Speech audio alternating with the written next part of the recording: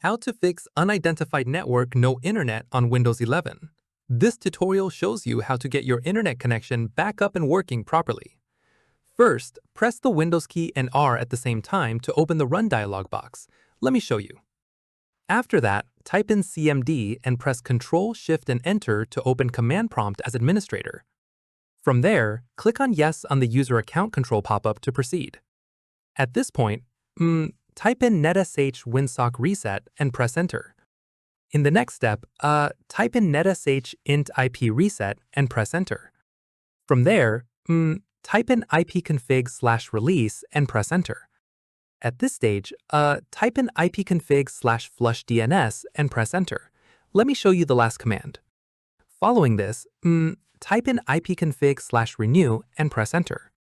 Once done, close the command prompt and restart your PC. Click on the Start menu and select Restart. From here, once your PC is back on, check if the internet connection is restored.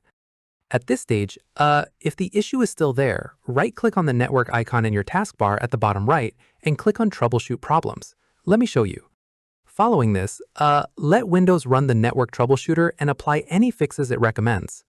From here, if it's still showing unidentified network, click on the Start menu and go to Settings. At this point, click on Network and Internet and then click on Advanced Network Settings. From there, click on Network Reset and then click on Reset Now to reset all your network settings back to default. Here's an important note.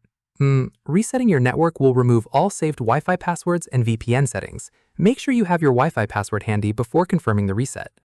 Finally, once your PC restarts after the network reset, reconnect to your Wi-Fi and check if the unidentified network error is gone and your internet is working properly again. And that's it. If this guide helped you fix the unidentified network error on Windows 11, give it a like, subscribe for more Windows tutorials, and tap the bell icon for updates. See you in the next one.